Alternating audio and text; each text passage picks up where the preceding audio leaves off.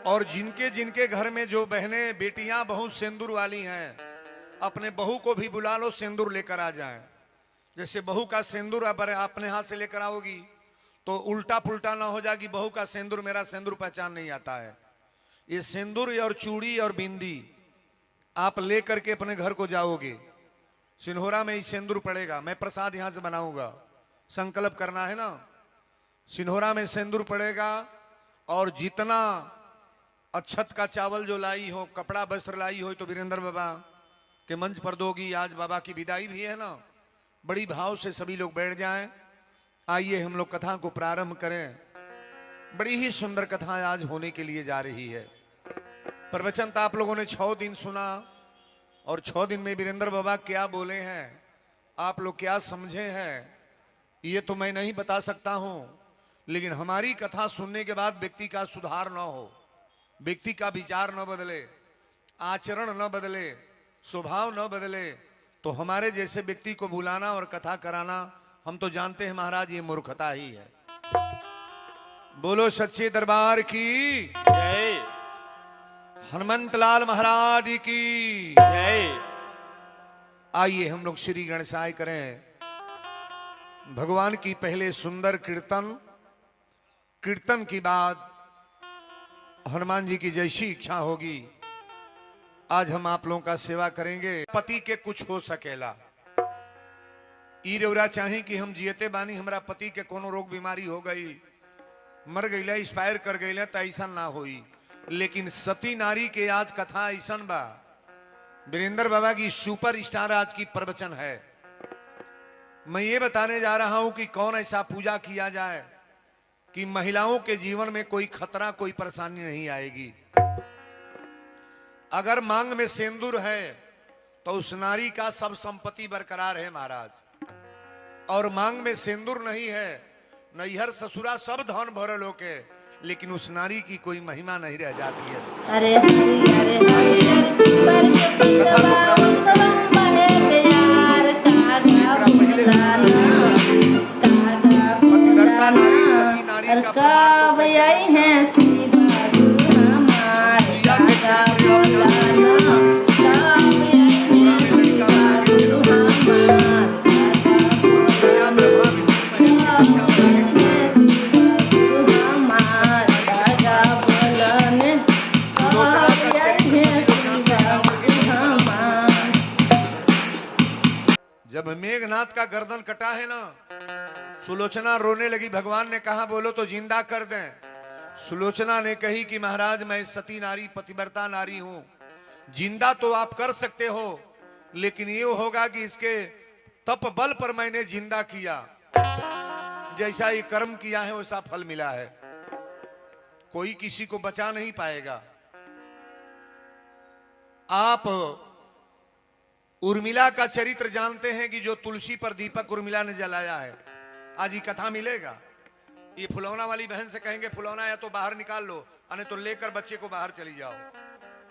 आप बाहर चली जाओ, फुलौना कहीं रख दो, जाते समय दे देना, धैर्य रखना दो।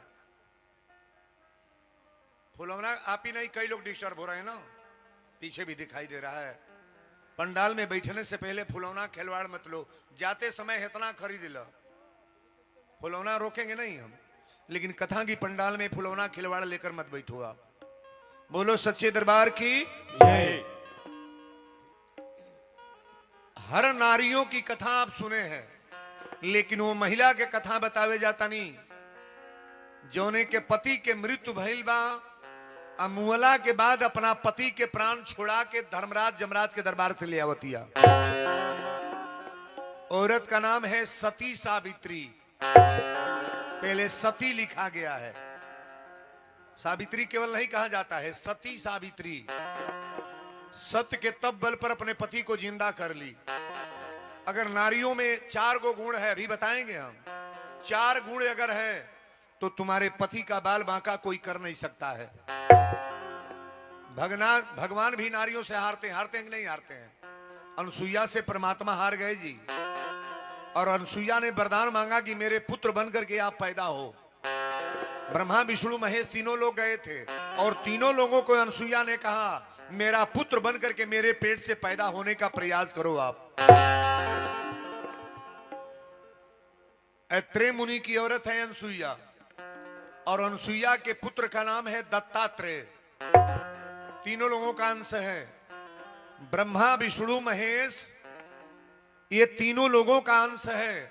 और इसके परिवार के अनसुईया के पेट से तीनों लोग मिलकर के एक शरीर और तीनों लोगों का रूप, तीनों लोगों का भाव और तीनों लोगों का सत्य एक साथ माता अनसुईया के पेट से निकला महाराज बाहर। ताली बजाओ बरिया रे। कथा मैं प्रारंभ करता हूं और उस नारी की कथा मैं बताने जा रहा हूं।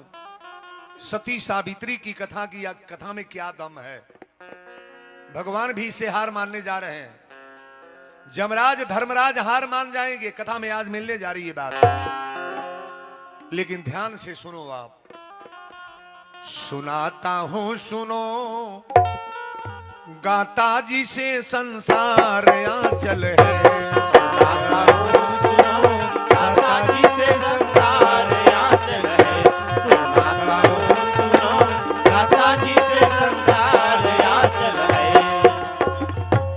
सुनाता हूं सुनो, गाता जी से संसार आंचल है।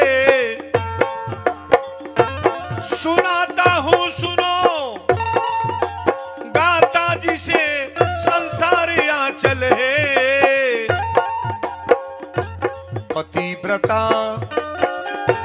पतिव्रता सती नारी का ये श्रृंगार आंचल है। पतिव्रता सती नारी का ये श्रृंगार आंचल है। पतिव्रता सती नारी का ये श्रृंगार आंचल है। पतिव्रता सती नारी का ये श्रृंगार आंचल है। सुनाता हूं सुनो, गाता जी से संसार आंचल है। पतिव्रता सती नारी का ये श्रृंगार आंचल। आप ही लोगों के जड़ से तो दुनिया धरती महाराज है। अगर महिला न रहे तो धरती पर कोई होगा।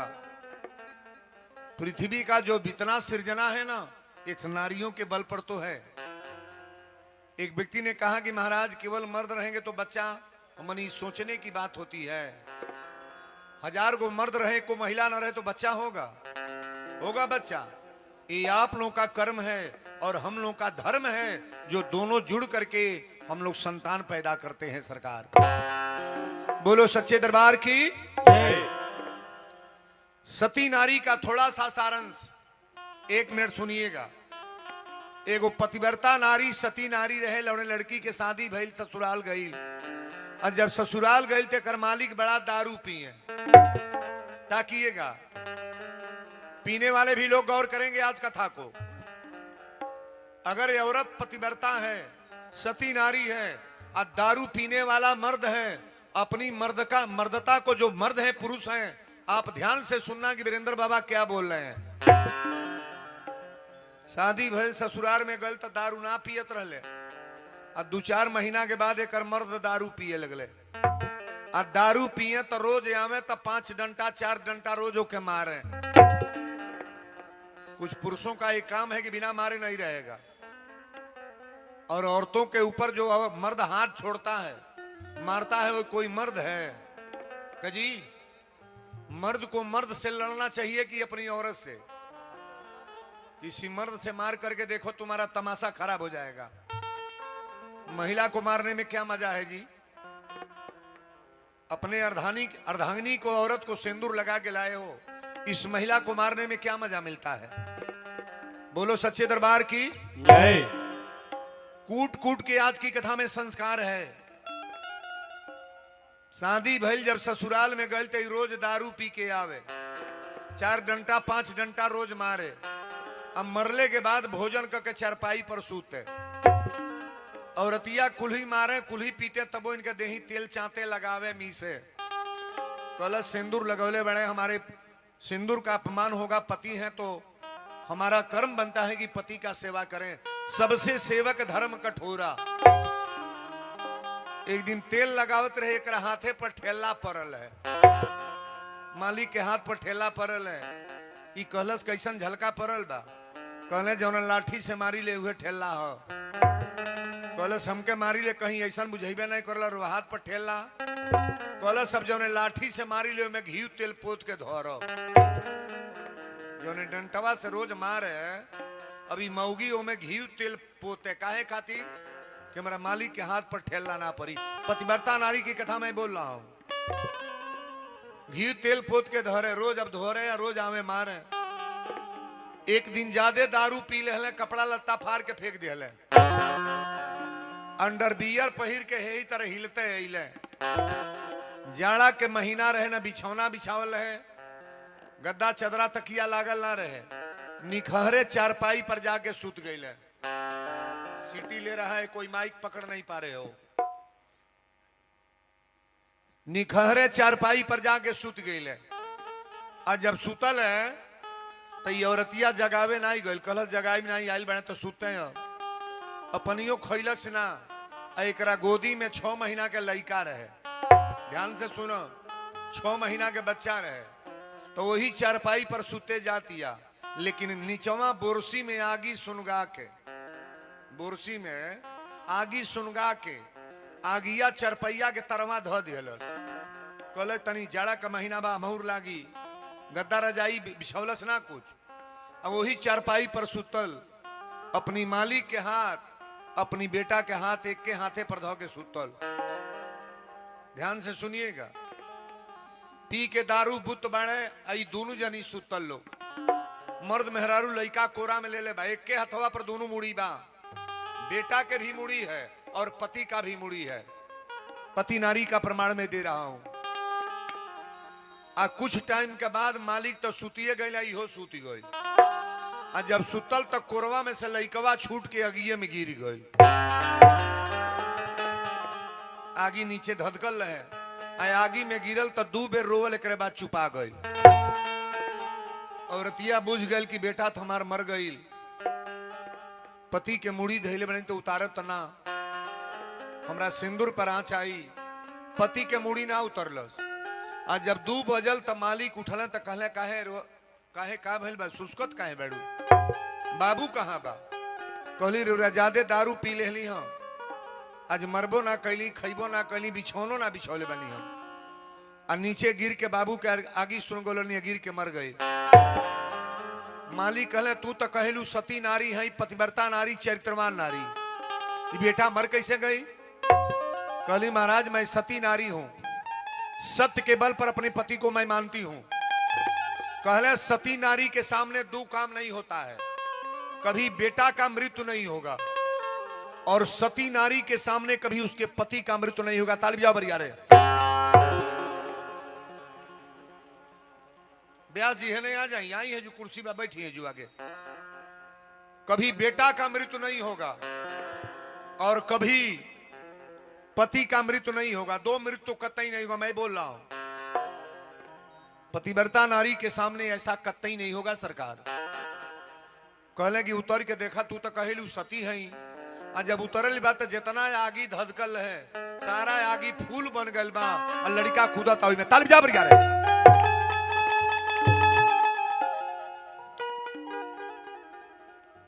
कुर्सी बा वो दे ले लिए तो कुर्सी बा कोरा में लेके लड़का के अपना लिहली। मालिक कसम खैना गिला आज से कान पकड़ता नहीं कबो दारू ना पियब। औरत अगर लायक है तो पति को सुधार देगी कि नहीं? नहीं सुधारेगी। एक को दवाई ले लेना। आज वीरेंद्र बाबा बतावे जाता है जेकर पति बहुत मार्त होक है गरियावत होक है दारू पियत होके अगर ये बुराई छूट न गया तो कहना वीरेंद्र बाबा आज की कथा आप फराडे बोल के गए हो। ताली बजा बरियारे।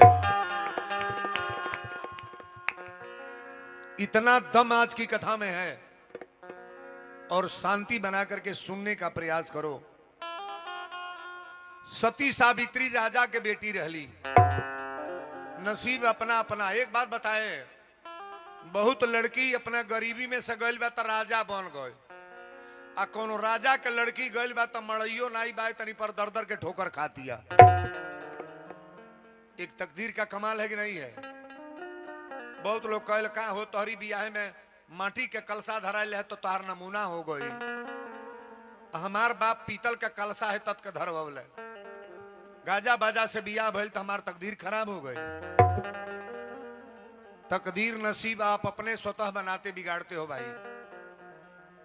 अच्छा तो जिए के होखे 50 बरिस 100 बरिस, अब 20 बरिस के भइल तहिए से दारू खींचता बोतल के बोतल।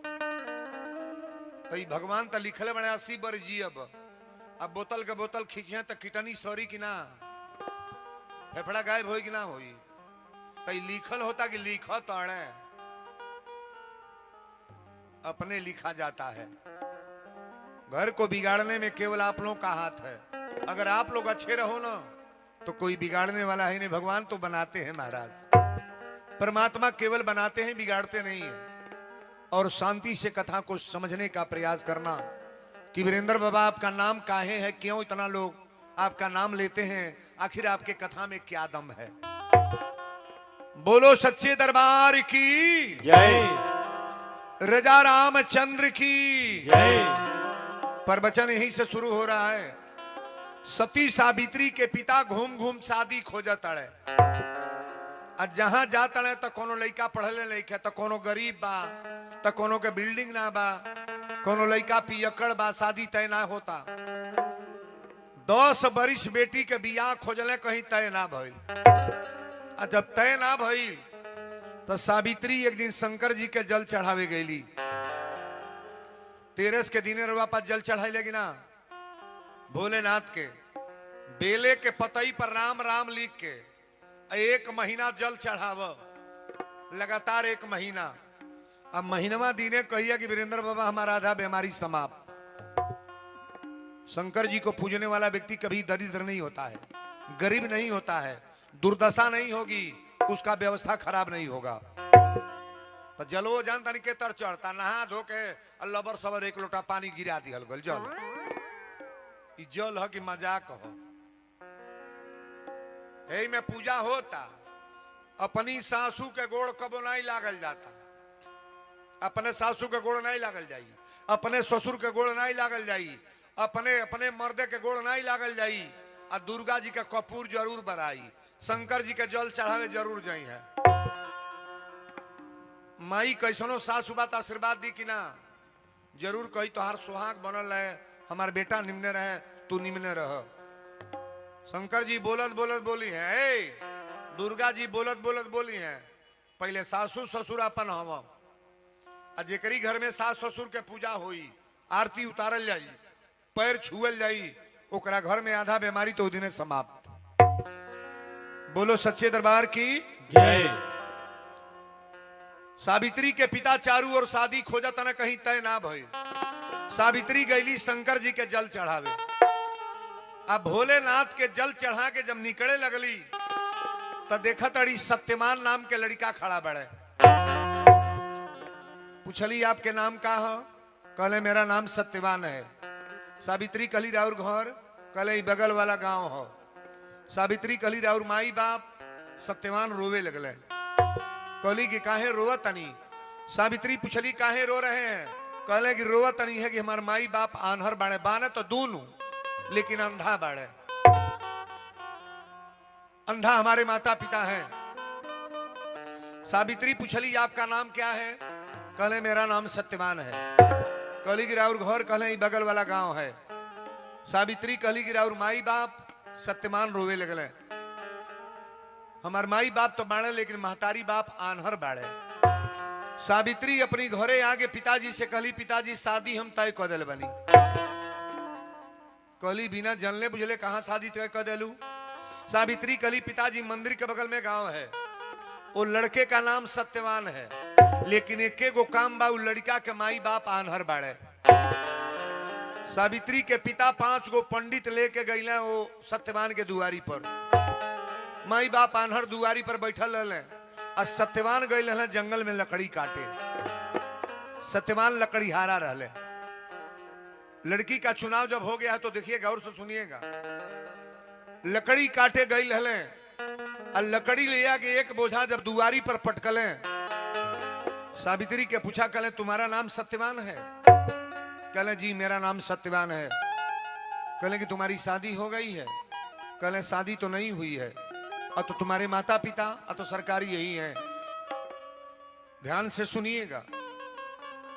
सावित्री के पिता कहले कि ठीक बा, पतरा खोली जाकर बियाह, यही बियाह खतरे आइल बनी, बेटी के पसंद बा तो देखल जा का बनता। जब 5 गो ब्राह्मण पतरा खोले ना, 5 गो पंडित जब पतरा खोले तो 5 पतरा बंद कर लिए। सावित्री के पिता कहले सरकार आप लोग पतरा बंद काहे कर लिए? कहले महाराज बियाह तो करब, लेकिन राउर बेटी जौन शादी होई ना, साल भर के बाद राउर बेटी विधवा हो जाई। साल भर के बाद एकरी मांग में सिंदूर ना रही, ये विधवा हो जाएगी आपकी बेटी महाराज, मैं बता दे रहा हूं। सावित्री के पिता फूट फूट के रोवे लगले। कहले ओकर प्रस्ताव ही है बा, और साल भर के बाद मेरी एक ही लड़की है और विधवा हो जाए तो शादी काहे लिए करेंगे हम? बाबा लोग के लेके गईले। कहले बेटी एक बात करो।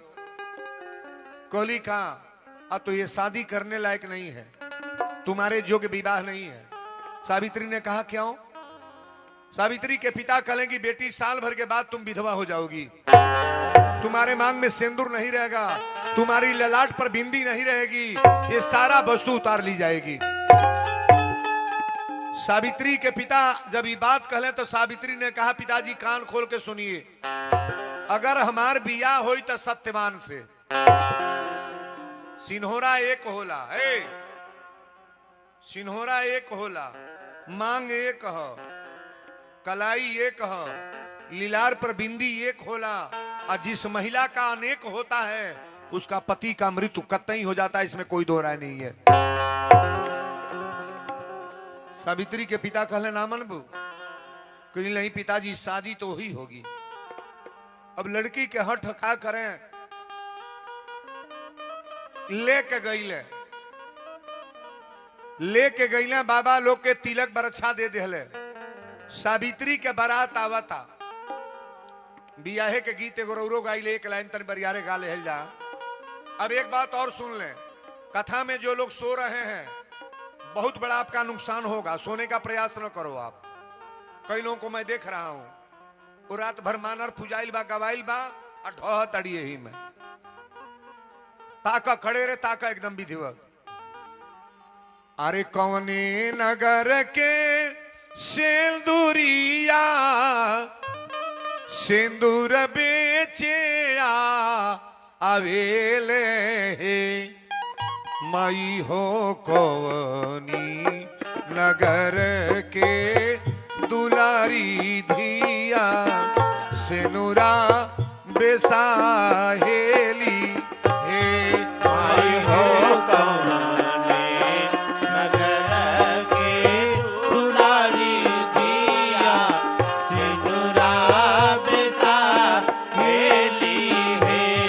माई हो कौने नगर के दुलारी धिया सिनुरा बेसाहेली है। अवध नगर के सिंदूरिया सिंदूर बेचे आवेले अवध नगर के सिंदूरिया सिंदूरा बेचे आवेले माई हो मिथिला नगर के दुलारी धिया सिनुरा बेसाहेली है। माई हो मिथिला नगर के दुलारी धिया सिंदूरा बेसाहेली है। कह कह सिनुरा के मोल त सिनुरा खारी दबी है। कह सिंदूरा के मोलता सिंदूरा करी दबी है। सिंदूर कौने मंगिया होइबा चटकारत बेटी बियाहल जई है। सिंदूर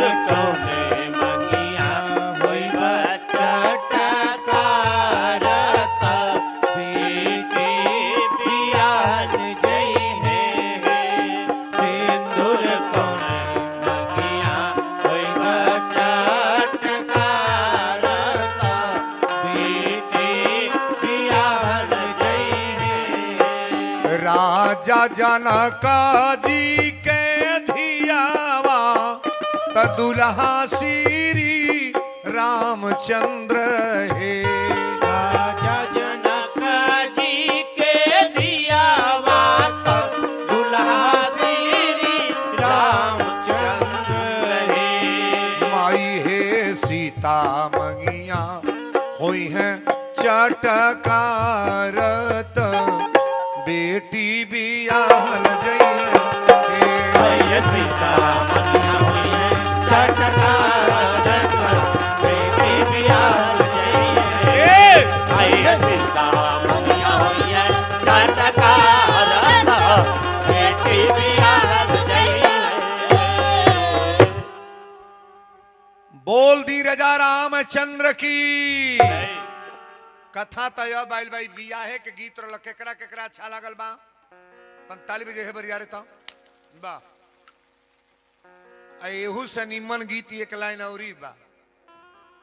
बियाहे के गीत तो ऐसा न कैसनो पत्थल के करेजा होके न अगर विधिवत गवाए लागे तो माई के आंखी में आंसू आ जाई, घर भर रोवे लागला। बियाहे के गीत ऐसा न हमरा बहिन लोग आवेली, बड़ा सुंदर भाव। वीरेंद्र बाबा तो तरह तरह के गीत गावेले। हरे अंगना में रोवे ली दुलारी धिया दुआरा बाजता बाजा मंगिया में सेनुरा सजाई के बिहने ले जई है राजा। मंगिया में सिनुरा सजाई के बिहने ले गई है राजा। मंगिया में सिनुरा सजाई के बिहने ले गई है राजा।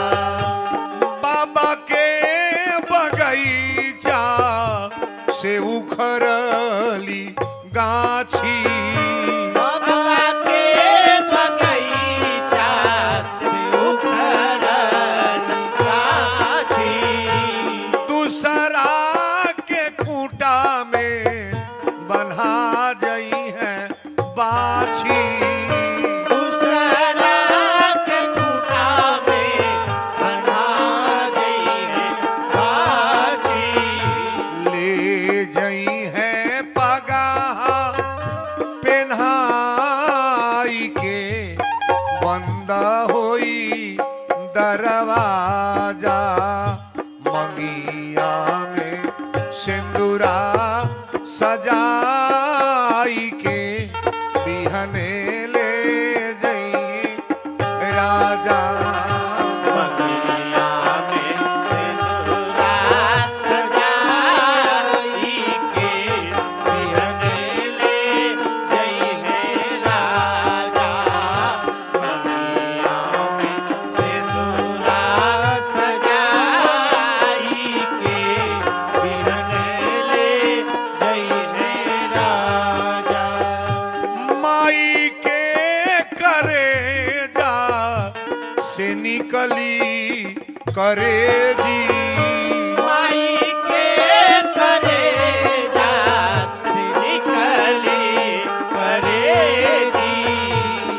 कोई के बाजार साथी बेटी देली भेजी माई के बजर छाती बेटी देहली भेजी।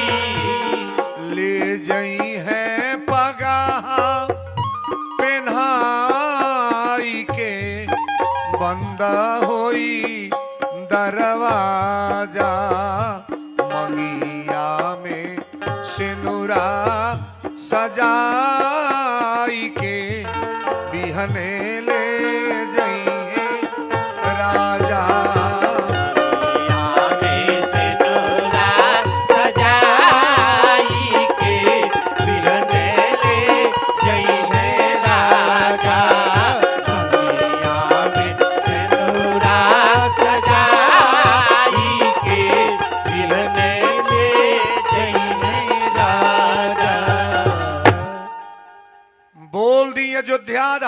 की, जय रजा रामचंद्र की, जय मिथिला धाम की। जय। सती सावित्री के कथा अब शुरू हो गल बा, तनी गौर से सुना। अच्छा, ये बियाहे के गीत जौन वीरेंद्र बाबा दू लाइन दू गो गौले ह, ई केकरा केकरा बढ़िया लगल तनी हाथ उठाए, ताली बजाइए बढ़िया रे। तो वाह। माई के करेजा से निकली करेजी, आ कई के बजर छाती बेटी देली भेजी। 4 गो पतो ही होखे बेटी, इतना इज्जत कबो पतो ही करी हो करी। 4 गो पतो ही घर में बाड़ी, घर चटक ना लागी। और वो घर में अगर 2 गो बेटी बा तो घर रोशनी के लेखा जरत रही। बिना बेटी के घर कैसन। हम तई मनाई ले, हे भगवती माई जकरा एगो बेटी ना बा, ओ को बेटी दो कर जांग पर बैठा के बेटी का कन्यादान करो। ताली बजाओ बारी यार। बड़ी सुंदर कथा आज का है। हम एक दिन बोलल रहली, बहुत लोग कहला वीरेंद्र बाबा हमारा 4 गो हो गईली, 10 गो बेटी पैदा करब रउरा बेटी के बियाह हो जाई। 10 गो बेटी बाड़ी त शादी हो जाई, और 10 गो बेटा पैदा करब का बियाह हो जाई हो। 4 जना वही में रणू है, घूमी लो। पता कॉली है जेकर 6 भाई 7 भाई बाणे, 2 जना वही तरफ पड़ल बाणे ना ये कोनो चढ़ल। लड़की कहीं पता करी है कि कहीं बेटी कुंवारी है, कहीं बेटी कुंवार नहीं मिलेगी। भले गरीब बा, भिखमंगा बा, ओकरे बेटी के बियाह गांव जवार के लोग चंदा लगा के कोनो तरह से ओकरा बेटी के बियाह हो जाई, लेकिन बच्चों का शादी नहीं हो पाएगा। कारण का है, तत लड़की होती है तबे से ओकरा बियाह की चिंता लग जाता। खोज के बियाह करे के बा, अब बेटा के बरदखुआ आई तब न बियाह होई। यही में कोई जने अगोरा तने आई तो हमरो बेटा का हरदी पोता आई। लइकवा के चलुइया देख कैसन बा, खाली बार है पर ले छांटवावता, न बोले के सहूर, न बतियावे के सहूर, न समाज में बैठे के सहूर। अब पढ़ले में सजी हाई स्कूल में 3 बेर फेल होता बा, ओकर बियाह हुई। पढ़ौले के फेर में रहा लड़कन को। जितने बच्चे यहाँ नौजवान, अगर शादी की बात है तो पहले नौकरी तलाशो। लड़का बढ़िया कंपटीशन बीट करेगा ना तो शादी के लिए 1000 लोग आएंगे। तमाशा हो जा रहा है महाराज कलयुग में, क्या कहा जाए। अच्छे लड़कों को मैं देख रहा हूं ऐसे घूम रहे हैं, शादी नहीं हो पा रही है, क्या करेंगे आप। बोलो सच्चे दरबार की। अब शादी होता, देखी बारात लेके सत्यवान गईले। सती सावित्री से शादी करे सत्यवान बारात लेके गईले। आज जब बारात दरवाजा पर गई तो गांव भर जान गल कि बाप रे बाप, अनहरा के अनहरी के बेटा भी हल जाता। अरे दमादो बेटे हो, लड़की के शादी होती है तो दमदन सब होई। सती सावित्री के शादी हो गई ले बाबू, लेकिन सत्यवान के माई बाप आनहर महतारी बाप, माई बाप के अकेले बेटा रहले, अकेल बेटा सत्यवान रहले। सत्यवान के घरे जब डोली उतरल, अब कथा यहां से बदल रहा है। सत्यवान के घरे जब डोली उतरल, सावित्री जब उतरल तो एगो काम कैलस, सिन्होरा अपन मोनिया में धैले रहे निकाल लेलस, आ देवाले पर 365 गो रेखा खींचलस।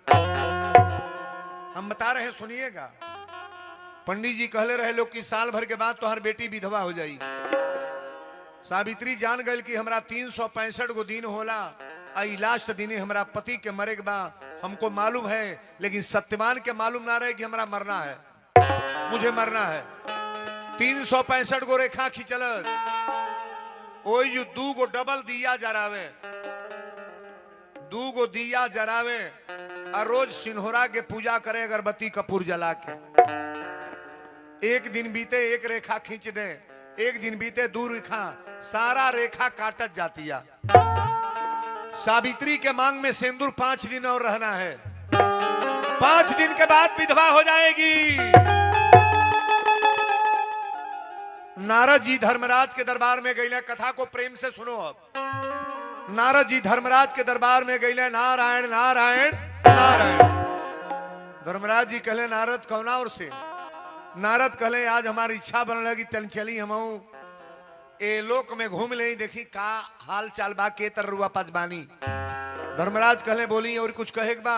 नारद जी कहले आज एगो प्रश्न पूछल चाहतन एक उत्तर दे दे। कहले दे दे।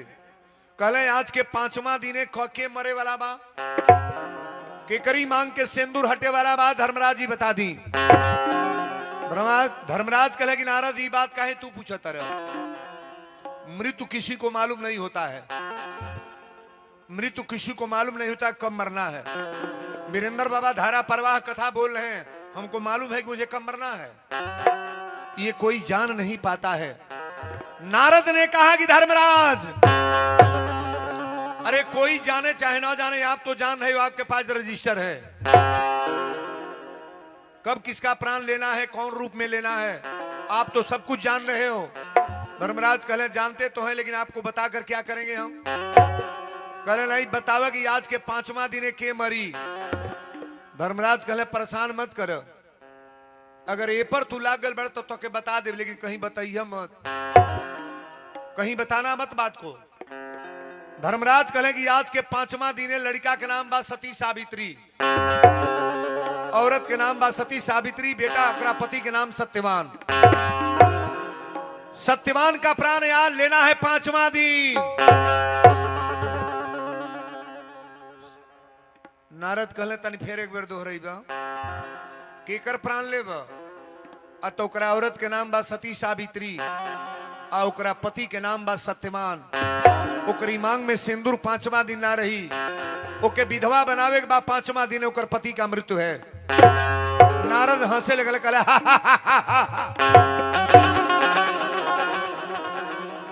कहले कि काहे हंस रहे हो। नारद जी हंस क्यों रहे हो। नारद ने कहा महाराज मेरा नाम नारद है, नारद जेकर बात कबो नारद होके वही के नाम नारद है। वृथा न जाए देव ऋषि वाणी, नारद की वाणी कभी खाली नहीं है। धर्मराज कहले कहना क्या चाहते हो आप। नारद जी कहले तहरा ऐसा दोष को धर्मराज जई हैं तब ओकरा पति के प्राण लेना पैब। 10 को धर्मराज जाएंगे तो पति का प्राण ले नहीं पाओगे। धर्मराज कहले होश में बात करो, होश में बात करो। समय के पहले और समय के बाद मैं किसी को छोड़ता नहीं हूं। टाइम जिस दिन आएगा अपना भेष बनाकर ताना बना बना कर उसका प्राण ले लेते हैं हम। कहले ना मनब। नारद जी कहले मानव ना इस शर्तनामा लिखवा लो, तोहरी मान के ओकरा पति के प्राण लिहल ना बा। धर्मराज कहले ओकरा में गुण का बा। कहले वो लड़की के सामने पहले लिखल बा सती, तब सावित्री है। पारम ब्रह्म परमेश्वर मानती है अपने पति को, बिना पति का आरती उतारे कभी भोजन नहीं करती है, बिना पति का पूजा किए कभी प्रसाद नहीं पाती है, बिना पति का आरती उतारे कभी मांग में सिंदूर नहीं लगाती है। अरे महाराज पति से बड़ा देवता उसका कोई नहीं है। धर्मराज कहले तो बड़ा मुश्किल की बात आप कर रहे हो। नारद ने कहा यही सत्य है, यही सत्य है महाराज, आप प्राण ले नहीं पाओगे। ए बाबू नारद जी जाए लगले। धर्मराज कहले कि नारद 5वां दिन पता करिए कि वो विधवा हो गए कि ना, ओकर पति मर गए कि ना। नारद कहले कि फिर आके तो से मिलब हम, फिर आकर मिलेंगे और मिलने के बाद आपसे मिलेंगे, बताएंगे कि उसके पति का प्राण तुम क्यों नहीं ले पाए। व्यक्ति के अंदर दम है तो परमात्मा को हिला देगा महाराज। द्रौपदी ने भगवान को हिला दिया कि नहीं। द्रौपदी ने भगवान को हिला दिया। द्रौपदी ने कन्हैया से पूछा कि मेरी साड़ी खींची जा रही थी, आज तुम वही थे, मेरे पास तुम क्यों नहीं आए। एक अबला की साड़ी लूटी जा रही थी तो अंगूरी कटाइल तो हम साड़ी अपन फाड़ के बन ली। भगवान कृष्ण ने कहा कि द्रौपदी मेरा कमी नहीं है, मैंने गलत नहीं किया है। गलत क्यों। एक बहन की आबरू लूटी जा रही थी, आपने आया क्यों नहीं। भगवान ने कहा मैं कैसे आता, हमारे में कमी नहीं है, पहले अपने पतियों से पूछो ना। जब जुआ होने लगा, जुआ जब पासा फेंकने लगा, दुर्योधन, तो दुर्योधन ने कहा कि मेरे तरफ से पासा मेरा मामा शकुनी फेंकेगा। पासा शकुनी फेंक रहा था कि दुर्योधन? शकुनी, गौर से सुनना। दुर्योधन ने कहा मेरे तरफ से मेरा मामा शकुनी पासा फेंकेगा, तो तुम्हारे पति का दिमाग पागल था। जब वो कहा कि मेरे तरफ से पासा मेरा मामा शकुनी फेंकेगा, तो इन तुम्हारे पांचों पतियों को कहना चाहिए कि मेरे तरफ से पासा मेरे भगवान कृष्ण फेंकेंगे। ताली बराबर यारे।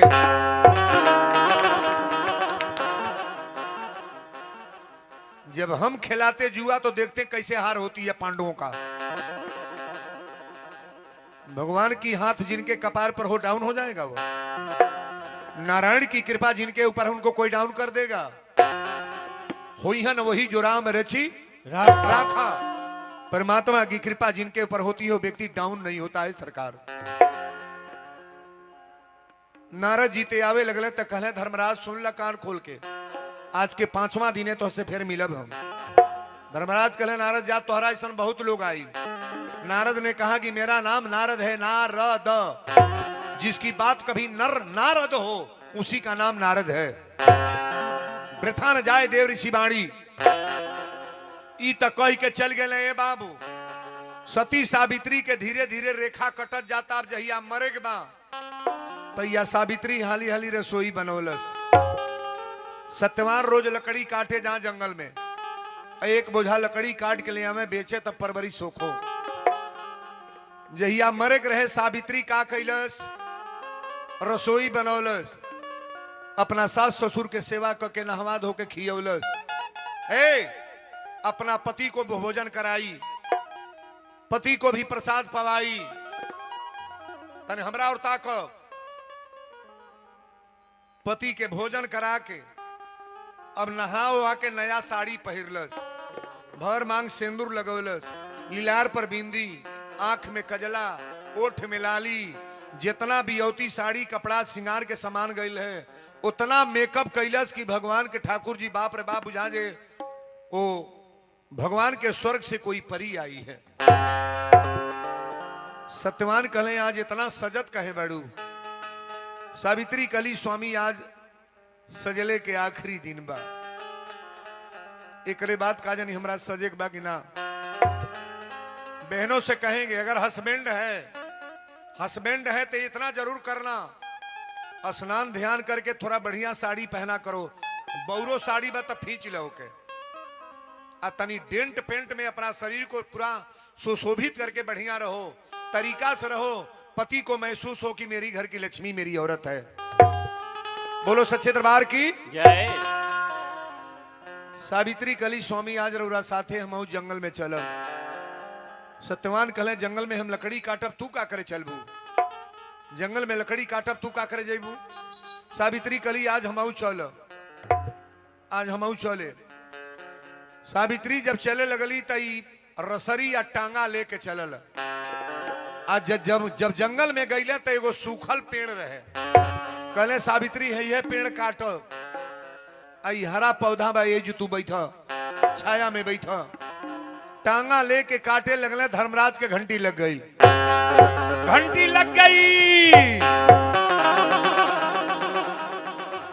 जमराज के बोलोने कहले जमराज।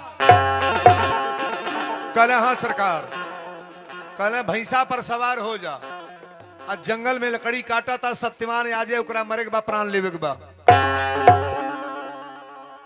जंगल के किनारे भैंसा खड़ा कर दी है। आ सांप बन के जाई है, टप दे ओकरा गोड़े में डसली है। लेकिन एक बात याद रखिए, पतिव्रता नारी है, सती नारी है, बगल में पेड़ के नीचे बैठल बाबू। पेड़ के नीचे बैठी है गईले है बाबू। लेकिन बाबा लिखले वाली कि जिनकी रही भावना जैसी अप्रभु मूरत देखे तीन। अगर भावना बढ़िया है उनसे पूछब घरे जाके कौन कथा सुन ली है।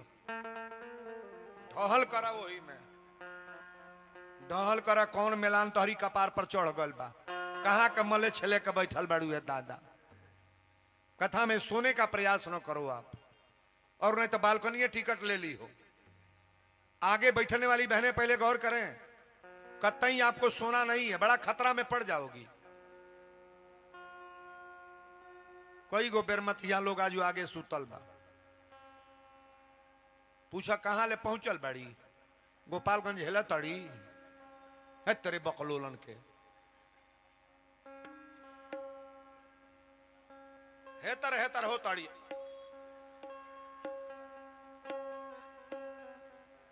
यही तरह बेडो पर सुतेलू है तेरे सुतल।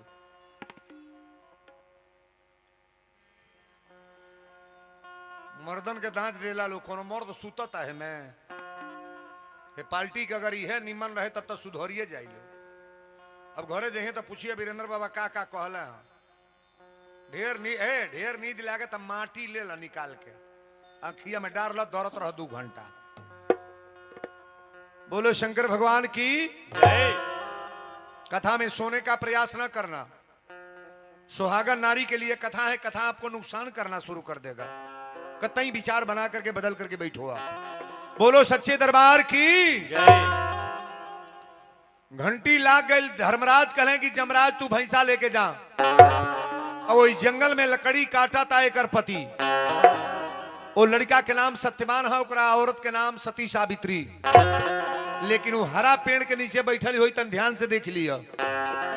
ए बाबू जमराज गईला भैंसा पर सवार होके, अब भैंसा अपना जंगल के बगल में खड़ा कर दिले, आ सांप बन के धीरे धीरे डुगरल जाता है। आ निहुर के लकड़ी काट रहे तो पैर में जाके तुरंत डस ले ले। सत्यवान 2 बेर आवाज दे, सावित्री सावित्री। सावित्री के समझ में आ गए साथे तो नहीं, लेकिन हमारा पति के प्राण ले ले सी। सावित्री दौड़ल बा, सब श्रृंगार कैले बा, और दौड़ के जाके अपना पति के अखबारी में उठा के जांग अपने उनका मूड़ी अपने जांघे पर धो ले अपनी आंचल से। सत्यवान मरल ना बना, जिया तरह भी सांप कटले बा, प्राण नहीं क्या निकल भी, बेहोश बड़ा है। सावित्री जांग पर मुड़ी धो के आचरा से तोप के चारों ओर ताकतिया कि हमरा पति के लेवे के आवता, देखी के आवता ले जाए। यमराज कहले तो बड़ा मुश्किल हो गल, जांघे पर मुड़ी धो ले बा। जांग पर मुड़ी अगर कोई महिला देखिए बेटा के हाथ पकड़ ले वाली, और चाहे पति के शरीर से स्पर्श बा, तो जमराज धर्मराज प्राण ले नहीं पाएंगे। कौने नारी के, जो सती नारी है, पतिव्रता नारी है, चरित्रवान नारी है, आदर्श नारी है, उस नारी के पति का और बेटा का प्राण जमराज धर्मराज कतई नहीं ले पाएंगे। ताली बजा बरिया रे। जंगवा पर मुड़िया धो के बैठल बा, और चारों ओर ताकत या तो ले जमराज भैंसा पर सवार होके आ गई। जब जमराज के देखलस तो कलश भगवान प्रणाम। जमराज कहले बेटी एक काम करो, तुम्हारे पति का आयु आजे तक था, अब पति का चिंता छोड़ दो, तुम्हारे पति का प्राण मैं लेने आया हूं। सावित्री कलश जमराज हमार प्राण ले ली, हमार प्राण ले ली, हम मर जाए तो फिर दूसर बियाह हो जाए, लेकिन पति मर जाएंगे तो सिन्होरा फेंक दिया जाएगा महाराज। पति मरेंगे तो सिन्होरा फेंक दिया जाएगा सरकार। रौरे ऐसा 4 गो मेहरारू मर जाता, सिन्होरा फेंकाई ना। अब मर्द मर जाता, ई मनावे के चाहिए कि हे दुर्गा माई, हे छठी मैया, हे भगवान, हे हनुमान जी, सब दीहा चाहे ना दीहा, मांग के सिंदूर कम दिन खातिर कबो मत दीहा। सावित्री ने कहा महाराज हमारे पति को छोड़ दें आप, मेरा प्राण ले लो आप। जमराज ने कहा सावित्री तुम्हारे पति का आयु आजे तक था, अब पति का चिंता छोड़ दो, तुम विधवा बन गई। सावित्री कहला ठीक बा, विधवा बन गई, लेकिन एक काम करा, हमके सथवे ले ले चल, और जौने नरक में स्वर्ग में डरी है हम को जो फेंक दिया। जमराज ने कहा ठीक है ऐसा करेंगे, लेकिन पहले हमको प्रणाम कर लो। जमराज लीला लगौले, जबले मूड़ी उतारी ना तबले प्राण ले नहीं पाएंगे। जमराज कहले आओ मुझे प्रणाम करो, मैं छोड़ दे रहा हूं। और दौड़ के मुड़िया उतार के एली गोड़ लागे तौले जमराज जाके छाती पर चढ़ गए। सत्यवान की छाती पर चढ़ गए, हाथ गोड़ पटके लगले सत्यवान। और टप दे प्राण लेके जब जाए लगले तो सावित्री अपन झोटा खोल ले। कहल जमराज आप भगवान हो और आपने अपने मुंह से कहा कि तुम मेरा पैर छुओ मैं तुम्हारे पति को छोड़ूंगा, और मेरे पति का प्राण मेरे सामने लेके जा रहे हो। एक अबला नारी मैं कैसे रहूंगी, कैसे धरती पर जीऊंगी। जमराज ने कहा कि बेटी लौट जाओ, जिंदा आदमी मेरे साथ जाएगा नहीं, जिंदा व्यक्ति किसी के साथ कोई जाता नहीं है, मरने वाली की चिट्ठी ये कही जाती है सरकार। सावित्री कल चला आज जितना तपस्या कैले वाली, आज हमहू अजमाली की भगवान में दम होला कि पतिव्रता नारी में। आज मुझे जानना है कि सती नारी में दम होता है कि परमात्मा आप में दम होता है। सावित्री कल चलिए लेके प्राण। आज जब जमराज भागे लगला तो झोटा साड़ी के फेर में ना बा, सारा बाल खुला बा, जितना तेज ही भागत है उतने तेज पीछे से दौड़तिया। भागत भागत बहुत दूर गईले। जमराज जब मुड़ के देखले तो देखा था ना सावित्री आवतिया। कहले बेटी तुम लौट जाओ। सावित्री ने कहा कि मैं लौट के जाके क्या करूंगी, सिंदूर को लेते जा रहे तो विधवा नारी का सम्मान क्या होता है महाराज, हम जाके क्या करूंगी। जमराज ने कहा लौट जाओ। सावित्री ने कहा लौटने का प्रयास आप मत करो, आप जहां मेरे पति को लेकर जा रहे हो मैं भी चलूंगी। जमराज कहेंगे एगो वरदान मांग लो। वरदान मांगो। सावित्री ने कहा वरदान आप देकर क्या करोगे, क्या वरदान दोगे। जमराज ने कहा जो मांगोगी सो मैं दे दूंगा। सावित्री ने कहा मेरे सास ससुर अंधे हैं, जो ने सत्यवान के लेके जाता है इनका माई बाप अनहर बड़े, वरदान यही दे दिए कि मेरे सास ससुर का आंख अच्छा हो जाए। जमराज कहे यो मस्त, एक वरदान दे देने कि जाओ तुम्हारे पति का आंख अच्छा हो जाएगा, तुम्हारे सास ससुर का आंख अच्छा हो जाएगा, तुम्हारे पति के पिता का। अब वरदान दे के जाए लगले तो सावित्री फिर पीछे से दौड़तिया। और जब बहुत दूर गई तो मुड़ के ताकत लगी सावित्री आवतिया। जमराज ने कहा कि सावित्री नहीं मानोगी। सावित्री ने कहा कि मैं मानने के लिए थोड़ो नहीं आ रही हूं, अपने साथ आप लेकर चलो मुझे। जमराज ने कहा कि एक काम करो दूसरा वरदान एक और मांग लो। सावित्री ने कहा मेरा राजपाट घर द्वार पटीदार छोड़ लिए हैं लोग, और वरदान दे दो मेरा प्राप्त हो जाए। जमराज ने कहा यो मस्त, ताली बजाबर यार। प्राण लेके जमराज चल गए सीधे धर्मराज के पास। सावित्री नीचे ढोटा खोल के खड़ी बा। धर्मराज ने कहा बेटी तुम्हें बार बार समझाया जा रहा है लौट जाओ। अरे जिंदा आदमी अब यहां नहीं आता है जहां तुम आ रही हो, लौट जाओ बेटी लौट जाओ। सावित्री ने कहा सरकार हम लौट के जाके क्या करूंगी, मेरे पास कौन है। जिस नारी का पति नहीं रहेगा संसार में दुनिया में उसका कौन क्या है। धर्मराज ने कहा अच्छा एक मेरे मुंह से वरदान मांगो ना, कोई वरदान मांग लो बेटी मैं वरदान दे दूंगा। सावित्री ने कहा वरदान वरदान वरदान, कौन वरदान मांगू कि जो वरदान से मुझे कल्याण होगा सरकार। धर्मराज ने कहा एक वरदान मेरे मुंह से मांग लो। सावित्री ने कहा सरकार अगर वरदान की बात कर रहे हो तो वरदान यही दे दीजिए, आखिर मेरे पति को लेते जा रहे हो, मेरे घर में कोई आगे पीछे है नहीं, सास ससुर बुजुर्ग हो गए हैं, वरदान यह दे दे कि हमरा गोद में एगो बेटा हो जा। ताली बजा बढ़िया रे। धर्मराज ने आगे तकले पीछे टप दे कहले यो मस्त।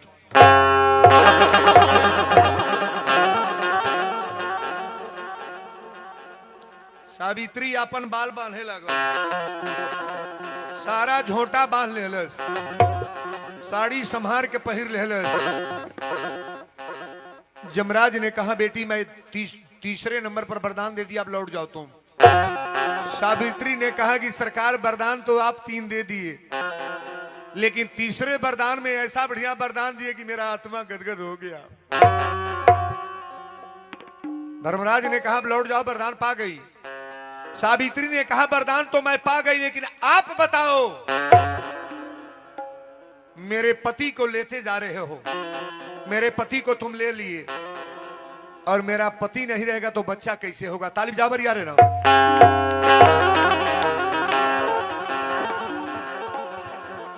बिना पति का पुत्र कैसे होगा महाराज? जिस महिला का पति नहीं अगर पुत्र हो जाए तो गांव में मुंह दिखाएगी, दिखाएगी मुंह। मेरे पति को लेते जा रहे हो, पति का प्राण ले लिए तो मेरा है कौन, बच्चा कैसे होगा? धर्मराज के एक बिता इंडिया उठ गई। सावित्री ने कहा तो के नचा के छोड़, हमको तुम क्या नचाओगे? नचाने के लिए तो मैं बैठी हूं। मीरा ने भगवान को नचाई कि नहीं? नहीं नचाया। जितने भक्तों का नाम आएगा भक्त भगवान को नचा देते हैं। सावित्री ने कहा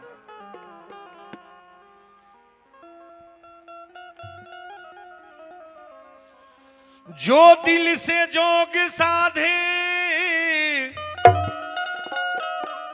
जो दिल से जोग साधे, अरे जोगन वही है पिया जिसको चाहे, सुहागन वही है पिया जिसको चाहे, सुहागन वही है पिया जिसको चाहे, सुहागन वही है पिया जिसको चाहे। जो दिल से जोग साधे,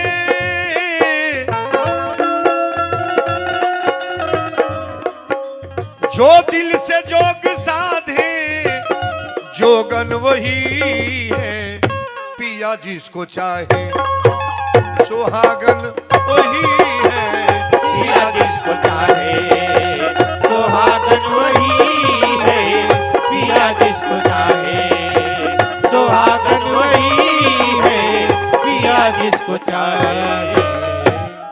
जो दिल से जोग साधे जोगन वही है पिया जिसको चाहे, सुहागन।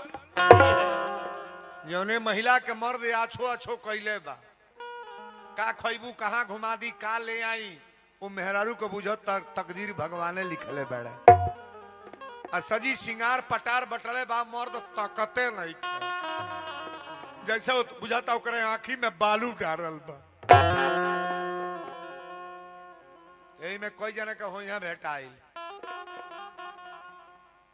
वो कहत हो यहाँ कहाँ कहाँ रहली इतनी पहर ले, चाय वो नहीं पियो अता तोरे चाहे लौका ते ये कुल करबे, ये कुल करबे, कबो मुस्किया के मलछबा बोलबे ना करी। वो मर्दे हो। हमरा बलेसर यादव जी बिरहा में गौले रहले कि माता वही मरी जाई जो नान्हे दूध छुड़ावे, अब पिता वही मरी जाई जो विद्या नाई पढ़ावे, बेटा वही मरी जाई जो बाप के नाम गंवावे, अब बेटी वही मर जाए जो कुल में दाग लगावे, बैल वही मर जाए जो ज्योति के नाई हंगावे, अब भैंस वही मर जाए जो दूहत टांग उठावे, बोलत नाम सुकाई मरे मुंह टूअर नारी। तन तकिया मरे और खेते में धान कटाइल बा 2 बज गए, आ 2 बजे आवा तना उ कहता ना कहाँ बाड़ू एक लोटा पानी ले अबू, तो उ कहता नल नहीं ले कहता का तोहर आउए न नल। मर्द गदगद हो गल ना, जौने मर्दे के अइला पर मेहरारू मार अगरा के न दौड़, मार मुस्किया के न दौड़। अरे बाप हो बाप दोपहर हो गई, दतुआ नहीं कर नहाई नहीं, चली पानी ले आवता, पिठिया मल दी, बाप मुंहवा लाल हो गए दादा। तब न मर्द कही हाँ तो जान ले बा, बोरसी के लेखा मुंह को के बैठल रह, कोनो मतलब ना होला। 1 लाख गरीबी में मर्द होखे, कर्जा दबाइल होखे, लेकिन जेकर मेहरारू हंसलोन सुंदर विचार वाली बा, ओकरा कर्जा महसूस ना होई। मर्दे के सामने कबो हंसत रहो, कभी भी आधा विपद संकट दूर हो जाएगा। पति को और चाहिए क्या? क्या चाहिए? बड़ी सुंदर भाव की कथा आइल बा। नारियों को मैं बताने का प्रयास कर रहा हूं, जितनी महिला आज आई हैं, ये सिंदूर का कथा चल रहा है कि नारियां कभी जीवन में विधवा नहीं होगी। जो दिल से जोग साधे जोगन वही है, पिया जिसको चाहे सुहागन वही है। अगर हस्बैंड लाइव कर रहा है, जान रहा है, मान रहा है, आदर कर रहा है, तो जान लो मेरे तकदीर में बढ़िया लिखा है। अगर अपना ही पति कुलायक मिल गया, सुंदर विचार नहीं है, तो ये कतई जान लेला कि मेरा तकदीर कर्म फूटा है। बोलो सच्चे विचार, सच्चे दरबार की जय, दुर्गा महारानी की जय, अकटहा भगवती की जय। धर्मराज कहले बेटी मानोगी नहीं? सावित्री ने कहा मानेंगे क्या महाराज, अब का मानना है, अब का मनाना है? आप बताओ, बिना पति का पुत्र होगा तो गांव में जिंदा रहूंगी कि मरूंगी? जो ने मेहरारू का मर्द न होके गांव में बच्चा पैदा हो जाए तो जिएगी कि मरेगी? नहीं बोलोगे? मर्यादा का हनन दोनों कुल का कर दियो। बहनों से खास तौर से निवेदन करेंगे, कभी भविष्य में ऐसा न सोचना कि मेरे शरीर पर कोई दाग लग जाए। कपड़े पर दाग लगे तो छूट जाएगा। बहुत बढ़िया बढ़िया दवा मिल गया है अब। चाहे जिस तरह का दाग कपड़े पर हो, ये छूट जाएगा। लेकिन तुम्हारे काया शरीर पर दाग लग जाएगा तो कभी जीवन में जब तक मरोगी नहीं, ये दाग कभी छूटने वाला। ताली बजा बढ़िया रे। ये शरीर का दाग हटाना चाहिए। और एक बात और सुनो, साबुन लगाने से दाग नहीं हटेगा, शैम्पू लगाने से, डब लगाने से, पियर्स लगाने से, चाहे जैसे साबुन से नहा लो, ये तो ऊपर की मैल आप धो रहे हो, अंदर की मैल छुड़ाने का प्रयास करो कि मेरे पति के सिवा दुनिया में है कौन। अपन सांवर होके चाहे गोरहर होके पूर्व खूब ओढ़ पहिर को वही के निहारा न। माने चाहिए कि हमारा ऐसा, हमारे दुल्हा ऐसा बाक तुम्हारे नसीब में वही है। संवर को लोग निमन होला, सब गोरहरे ना होला। अपने पति का वर्चस्व करो, अपने पति का बड़ाई करो। आज वही कथा चल रही है। नारी जीवन के सबसे सुपरस्टार कथा हमारी है।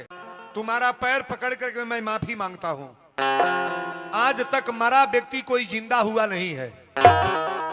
सावित्री ने कहा हमारा पति जिंदा नहीं हुआ, तो एक बात तुम भी बताओ, पतिव्रता नारी, सती नारी, बिना पति का पुत्र धरती पर कहीं पैदा हुआ तो बताओ। सती नारी का बिना पति का पुत्र कैसे हो जाएगा? तुम अपनी बात मत ढूंढो। धर्मराज तोहरी बात में दम ना बा, दम हमारी बात में बा। आप बताओ, सती सावित्री का पौवा ऊंचा है कि धर्मराज का? धर्मराज गोड़वा पकड़ के सावित्री के कहे, बेटी ऐसा ऐसा खतरे में मत डालो आप। अगर तुम्हारा पति जिंदा हो जाएंगे तो मेरा नाक कट जाएगा। सावित्री ने कहा मेरे पति जिंदा होंगे तो तुम्हारा नाक कटेगा, और मेरे पति के बिना मेरा पुत्र होगा तो मेरा नाक बचेगा कि कटेगा? नहीं बोलोगे?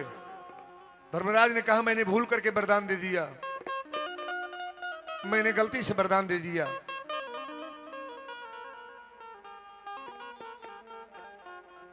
बड़ी सुंदर भाव है महाराज। सती नारी के सत बलवान रे, जिसे हार गए हैं भगवान। भगवान हार गए हैं भगवान, भगवान जिसे हार गए हैं भगवान, भगवान जिसे हार गए हैं भगवान। सती नारी के सत बलवान रे, जिसे हार गए हैं भगवान। भगवान जिसे हार गए हैं भगवान, भगवान जिसे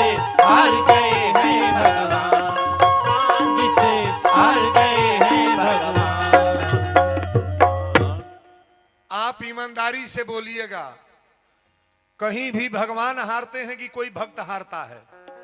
नहीं बोलोगे? भगवान हारते हैं, बढ़िया बात है। भक्त जीतता है कि नहीं? अपने को आप कमजोर समझते हो कि मजबूत?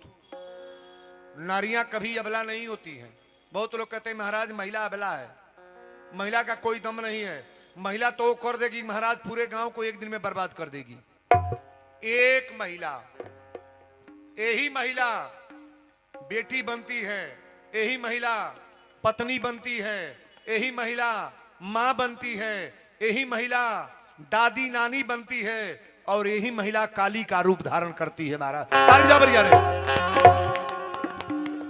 देवी का रूप धारण करती है। बड़ा लाचार महिला जब देवी का रूप बना लेगी ना, मर्द लोग थरथरा जाएंगे, कोई मर्द सामने नहीं आएगा। जब अपने जान पर महिला आ जाएगी तो मर्द को तो समझाइए देगी। कथा ये जगह पर आइल बा, धर्मराज कहले बेटी तोरा पति के जिंदा कैले में आज हमार नाक कट जाई, चूंकि नारद जी पहले चुनौती दे गए बड़े। नारद कहले लगी वृथा न जाए देव ऋषि, वृथा न जाए देव ऋषि बाणी। नारद जी पहले चुनौती दे दिल बड़े। धर्मराज सावित्री के गोड़वा पकड़ के रोता ने कहले बेटी ऐसा माफ करो, मुझे क्षमा करो। सावित्री ने कहा चल करके मेरे पति को पहले जिंदा करो। आपको यह बताना होगा कि नारियां विधवा क्यों होती हैं, क्या गलती है, और कौन ऐसा दवा करें, कौन ऐसा पूजा करें कि वो नारी कभी विधवा नहीं होगी। ताली बजा बरिया रे। वीरेंद्र बाबा इस बात को बताएंगे, लेकिन बीच में 2 मिनट का ब्रेक। आज आखिरी दिन है, कथा भी चलेगी 1 घंटा, थोड़ा लेट तक कथा चलेगी आज। धर्मराज कहे बेटी तोरा पति के जिंदा कैसे करब हम? अगर सत्यवान जिंदा हो जाएंगे तो मेरा नाक कट जाएगा। सावित्री ने कहा कि धर्मराज एक बात कान खोल के सुन लो, आप मेरे पति को जिंदा करेंगे तो आपका सम्मान खराब होगा, और मेरा बिना पति का पुत्र होगा तो मैं जिंदा रहूंगी कि मरूंगी? पुत्र का वरदान दिए हैं तो पुत्र कैसे होगा? पुत्र का वरदान दिए हो ना। आप बताइए पद किसका ऊंचा हो रहा है, धर्मराज का कि सावित्री का? सावित्री का। यहां जितनी बहनें बैठी हैं, धर्मराज सती सावित्री के प्राण लेके जंगल में गई, जहां सत्यवान गिरल हले। सावित्री सोच ले रहे कि शादी अगर होगा तो सत्यवान से। एक बात और बताइएगा, बुरे आदमी भी अच्छे हो सकते हैं कि नहीं? नहीं हो सकते हैं। दारू पीने वाला आदमी कभी साधु बन सकता है कि नहीं? नहीं बनेगा। धनौती गांव में जो सबसे गंदा वो आदमी हो, अगर भगवान की कृपा हो गई, उसका दिमाग बदल गया, तो संत बन सकता है कि नहीं? नहीं बन जाएगा। और संत फोटो का नाम नहीं है, माला का नाम संत नहीं है, चंदन का नाम संत नहीं है। आप जितना व्यवस्था बना लो, इस क्वालिटी का नाम संत नहीं है। संत तो महाराज भाव से बना जाता है, अंदर से बना जाता है। पैंट शर्ट पहनने वाले एक स्वच्छता में रहते हैं, पैंट बुशर्ट पहनने वाले इतने अच्छे लोग हैं कि उनकी कितनी बड़ाई की जाए। बजाओ ताली बरिया रे ना। कपड़े से आदमी का पहचान हो जाए तब तो आदमी सब अच्छे हैं। एक लोग कपड़ा पहनते हैं कि 10,000 का, अब विचार उतना गंदा है कि क्या कहा जाए। कपड़े से व्यक्ति का पहचान नहीं होता है, विचार से। गरीब डरता है धनवान से, और धनवान डरते हैं बलवान से, और तीनों डरते हैं चरित्रवान से। अगर चरित्र बढ़िया है तो सब कुछ आपका अच्छा है। अगर चरित्र नहीं बढ़िया है तो कुछ भी आप जीरो मानो जाओगे। कहीं आपका कोई किसी जगह पर तो आपका सम्मान होने ही वाला नहीं है। महाराज सावित्री ने कहा बोलो पति को जिंदा आप करो। धर्मराज कहे बेटी अब तो जिंदा करना ही पड़ेगा, तुम्हें पुत्र का वरदान मैं दिया हूं, पति को तुम्हारे जिंदा करूंगा। सावित्री ने कहा कि एक बात और बताओ, नारियां कौन ऐसा व्रत करें, कौन ऐसा पूजा करें कि उनके जीवन में कोई घटना न हो? सती नारी के सामने, एक बात गौर से सुनना आप, सती नारी के सामने, चरित्रमान नारी के सामने, पतिव्रता नारी के सामने, आदर्श नारी के सामने दो मृत्यु कतई नहीं होगी। मैं बोल रहा हूं उसके बेटे का मृत्यु और उसका पति का मृत्यु उसके सामने कतई। तालिब जा बरिया रे। ये वीरेंद्र बाबा बताने जा रहे हैं, पहले पूजा समझ लो तब सत्यवान को जिंदा करेंगे हम। पहला पूजा जान लो, तुलसी पर दीपक जलाने वाली इसमें कोई बहनें हैं कि नहीं? थोड़ा हाथ उठाना। कार्तिक का महीना जो अभी बीता है ना, तुलसी पर दीपक जलाने वाली बहनें हाथ उठाएं, दोनों हाथ। बा लगभग आधा लोग बा। तो तुलसी पर दीपक जलाने का पहले समझ लो कैसे जलाना है। तुलसी पर दीपक हमारी लक्ष्मण की औरत का नाम क्या है? उर्मिला। उर्मिला ने दीपक जलाया था। तुलसी पर दीपक मिट्टी का दिया अपने हाथ से बनाना है। साल में एक बार जलाया जाता है, 1 महीना। तुलसी का मिट्टी का दिया बना लो, छोटा छोटा। कुम्हार घर का दिया नहीं होना चाहिए, अपने हाथ से दीपक बनाना है। और छोटा छोटा बतीहर जोड़ा डालेंगे। एक दीपक में 2 बतीहर, 2 दीपक होगा तो 4 बतीहर होगा ना, 4 बतीहर। तुलसी के पेड़ के नीचे दीपक जलाने के बाद अपने मंडप में दीपक जलेगा। ताली बजा लो बरिया रे। नारियों को पहला दवा, पहला इलाज मैं बता रहा हूं। और दीपक जलाने वाली बहनें सुन लें, एकादशी को चाहे अमावस्या को विवाह होता है, इसके पहले आप सिंदूर नहीं लगाओगी, तुलसी के पेड़ पर बिंदी नहीं लगाओगी, सुहाग का सामान नहीं चढ़ाओगी। जिस दिन विवाह करोगी ना, तुलसी का विवाह ठाकुर जी से हुआ है, जिस दिन विवाह करोगी उस दिन साड़ी वस्त्र चढ़ाना है और सिंदूर लगाना है, बिंदी लगाना है। और 4 कन्याओं को, लड़कियों को बुलाकर वहां गीत मांगर थोड़ा हो जाए, चूंकि विवाह न करती हो। दीपक आप लगातार 1 महीना जलाएंगी। एक सूचना और है, 1 महीना में कुछ नारियां अपवित्र होती हैं। अपवित्र समझ रही हो? अपवित्र, पवित्र नहीं। पवित्र तो सुंदर होती है, जिसका शरीर कुछ काम करने लायक नहीं होता है। तो आप अपने हाथ से दीपक नहीं जलाओगी ना। ये दीपक अपने घर में कोई महिला है तो उससे जलवा लीजिएगा। अगर कोई जलाने वाला नहीं है तो 5-7 दिन आपका शरीर अपवित्र रहता है। अरे 7 दिन अगर रह गया तो 7 दूना 14 दिया, तो 14 दीपक एक ही दिन जला लो आप। को दीपक 14 को एक ही दिन जला लो। और 1 महीना दीपक जलाने के बाद 5 या चाहे 7 कुंवारी बच्चियों को अपने घर में भोजन कराओ, जिनके मांग में सिंदूर नहीं है। दीपक जलाने का और ये तरीका पहले समझ लो क्या मैं बता रहा हूं। ये नारियां अपने दरवाजे पर 4-7 कन्या चाहे 5 को, छोटी बच्ची जैसे बैठी है ना, छोटी बच्चियों को बुला करके मीठा भोजन बनाना है। खीर, पूड़ी और साग जो बनाना है उसको बना लो। इन बच्चियों को भोजन कराओ। अगर जुट जाए तो 1 वस्त्र दे देना चाहिए, नहीं जुटता है तो 1-1 वस्त्र, कोई 1 वंडी भी दे दोगे तो भी बढ़िया है। 1 वस्त्र होना चाहिए जिस बच्चियों को भोजन कराते हो। और ये आशीर्वाद बच्चियों से लेना चाहिए कि मेरे सिंदूर पर थोड़ा हाथ रख के आशीर्वाद दे दो कि मैं कभी विधवा न बनूं। ताली बजा बरिया रे। ये पहला इलाज रहा है। दूसरा इलाज सुन लें आप।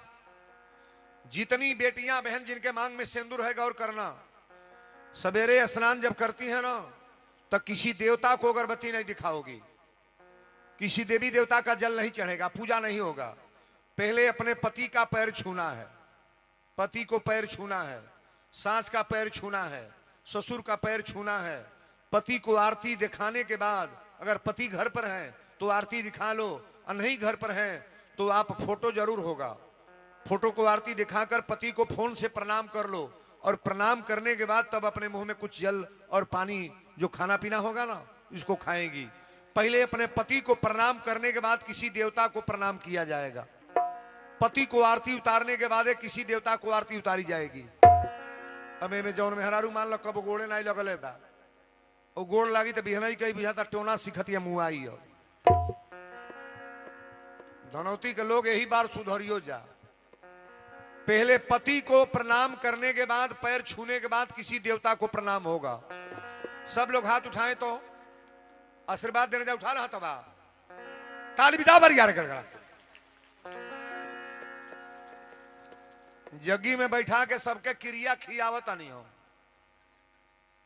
हथवा जे उठौले बा होश में फाइनल मैच खिलावत नहीं आज हम सेमी क्वार्टर नहीं हो रहा है ये फाइनल मैच सबको अपने पति को प्रणाम कल से करना है बिना प्रणाम किए कोई काम नहीं होगा हाथ उठाओ एक बार और ताली बजा बरियार कर गरवा में जब गोड़ लागे लगबू न गोड़वा लागे लगबू आरती उतारे लगबू केतनो पियक्कड़ मर्द बा बिहन से मारल गरियावल बन ले अब स्टंप पर जुए लिख देता नहीं गाली देगा वो जिस महिला के पति दारू पीता हो गाली देता हो मारता हो आप कल से गोड़ लागोगी आरती दिखाओगी तो मारेगा वो गाली दे सकता है मेरा दावा है कि कतई अपने मुंह से कटुकबाणी नहीं बोलेगा वो लजा जाई है कि रोज सवेरे गोड़ लागे ले कौने मुंह से गाली दें विचार बदल जाएगा कि नहीं ये दूसरा दवा मैंने बताया तनी मेहनत पड़ी है दवैया में और जे तर चाह वो तर नहीं हो मेहनत से दूसर हो हाँ ये जो कम मर्दो लोग खुश हो जा कि वीरेंद्र बाबा आइला तो लेकिन गांव हमार सुधर गल हो दादा वो लोग का बोलता नहीं है तकावत लोग होनिया नहीं कह उनियो कहो बबे तीसरा दवा आप सुन लो तीसरा चूड़ी और सेंदूर बहुत महिलाएं ऐसी हैं कि दिन भर आती हैं बृहस्पतिवार को कपार पर पानी नहीं डालेंगी स्नान ध्यान करने में कोई दोष नहीं है कहीं ऐसा नहीं लिखा गया है स्नान ध्यान करो लेकिन चूड़ी और सेंदूर और बिंदी कभी भी लगाओ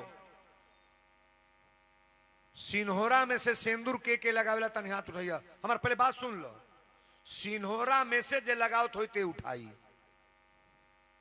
1 2 3 झूठा ना उठाल कर लो बलबर माँ 15-16 जन बाड़ू लोगन और लोग के सिन्होरवा का भइल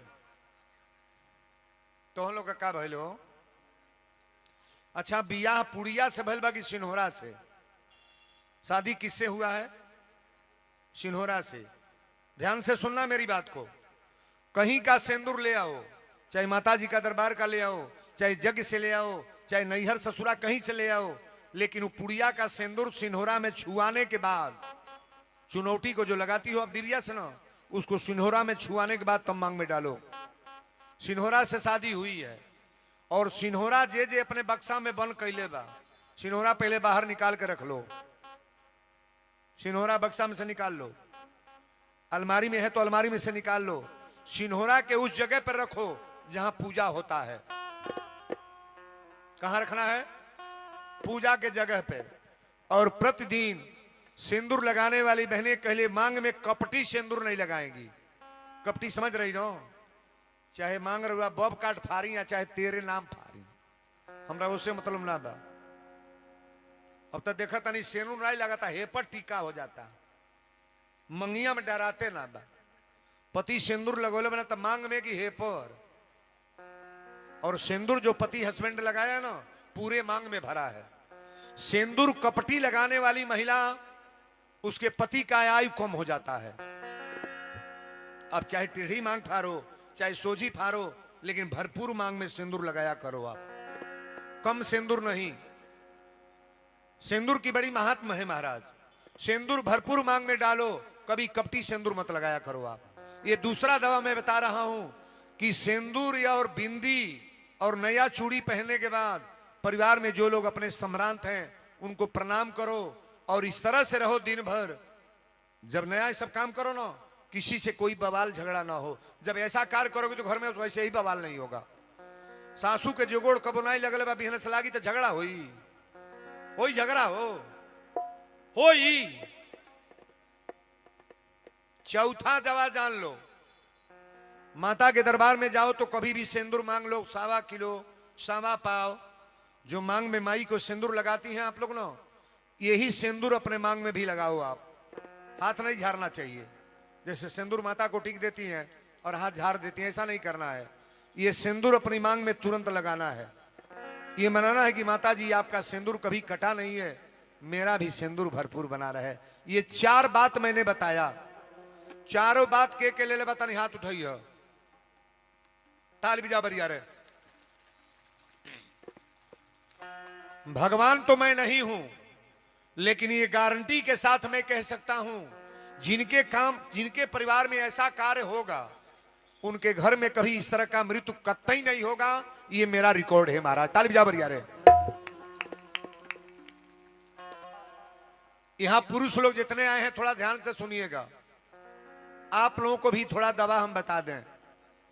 ऐसा नहीं कि महिला आपका पैर छूना शुरू करे तो आप निंदा ही करो। आज से आपको शपथ लेना है कि अपनी औरत को चाहे जितना भी क्रोध आ जाए कभी मैं गाली नहीं दूंगा।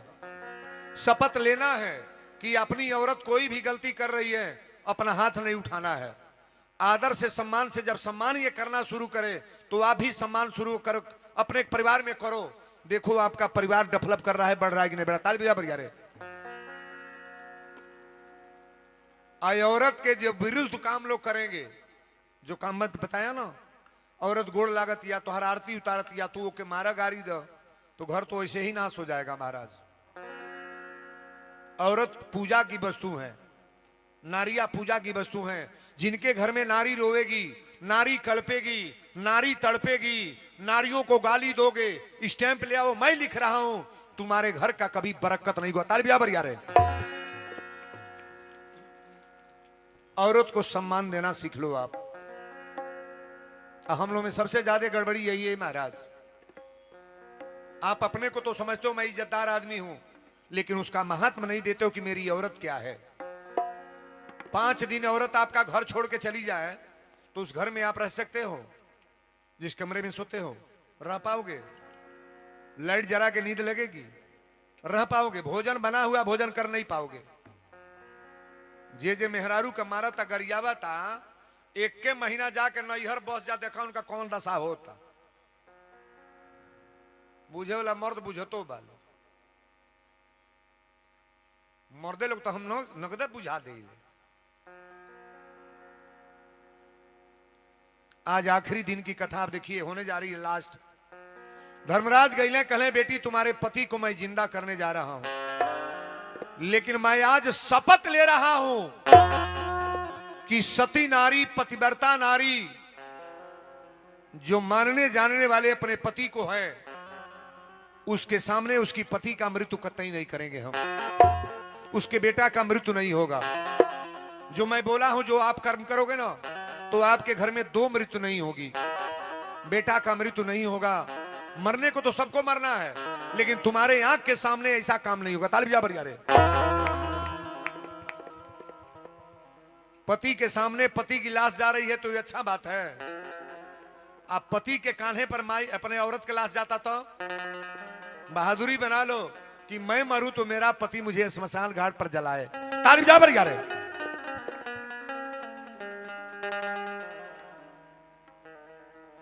वो जीवन में बड़ा खराबी है महाराज, बहुत बिगाड़ करके वो नारियां आई हैं। कहने के लिए मैं क्या कहूं, तुलसी बाबा तो लिखे हैं, अनसुईया ने सब बताया है कि नारी विधवा क्यों होती है।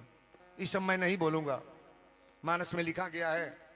ऐसा शब्द का प्रयोग मैं नहीं करूंगा, क्योंकि मानस में बाबा ने तो बताया है अपने पति के अलावा जो नारियां दूसरे के चक्कर में रहती हैं, दूसरे के फेर में रहती हैं, उस नारियों को क्या क्या लिखा गया है, आप मानस को पढ़िएगा।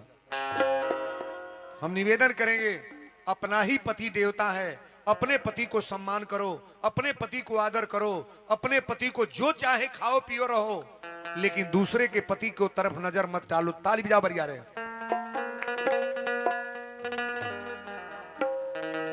धर्मराज ले आके प्राण डलने, आज जब प्राण पड़ल तो सत्यवान खड़ा हो गए। ताली बजा बरिया रे। सत्यवान कहले कि बड़ा देर ले नींद लागल है। सावित्री कहली नींद नहीं लागल है, तू मर गए। वो दरबार से ले आओ तनी जहां से मरल आदमी आवेला ना। सत्यवान कह दिले कि आज अगर पृथ्वी पर नारी हो तो सती सावित्री के तरह जो अपने मरे पति को जिंदा कर दी। ताली बजा लो बरिया रे।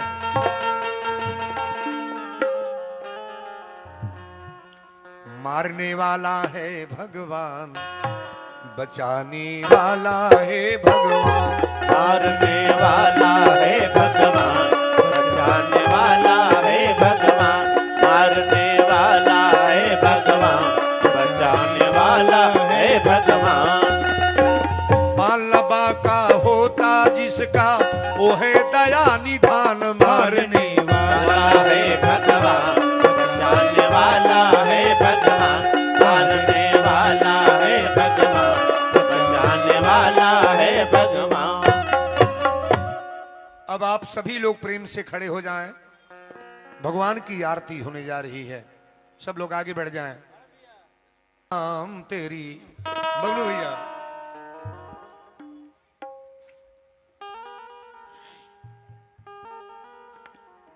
फिर के जी के मरी का जानी का होई, लेकिन आज जौन होता है तौन होखो निमने। हे राजा राम तेरी आरती गा, हे राजा राम तेरी आरती गाऊं, हे राजा राम तेरी आरती गाऊं, आरती गाऊं प्यारे तुमको रिझाऊं रे, आरती गाऊं प्यारे तुमको रिझाऊं रे, आरती गाऊं प्यारे तुमको रिझाऊं रे। हे सीताराम तेरी आरती गाऊं, हे सीताराम तेरी आरती गाऊं, हे सीताराम तेरी आरती गाऊं। चरणों से निकली है गंगा प्यारी, चरणों से निकली है गंगा प्यारी, जिसने सारी दुनिया को तारी, जिसने सारी दुनिया को तारी।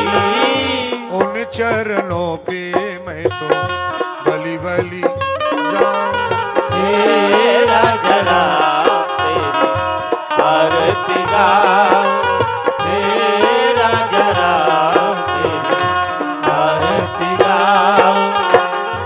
मोर मुकुट तेरो शीश पे सोहे, मोर मुकुट तेरो शीश पे सोहे, सांवरी सुरतिया प्यारो मेरो मन मोहे, सावरी सुरतिया प्यारो मेरो मन मोहे, सांवरी सूरत पे मैं बलि बलि जाऊं। हे राजा राम तेरी आरती गाऊं, हे राजा राम तेरी आरती गाऊं। जगमग जगमग ज्योति जला के आरती कर रघुरैया के, जगमग जगमग ज्योति जला के आरती कर रघुरैया के, जगमग जगमग ज्योति जला के आरती कर रघुरैया के। सब मिलजुल के आरती गावा सीता जी के सैया के, सब मिलजुल के आरती गावा सीता जी के सैया के, सब मिलजुल के आरती गावा सीता जी के सैया के।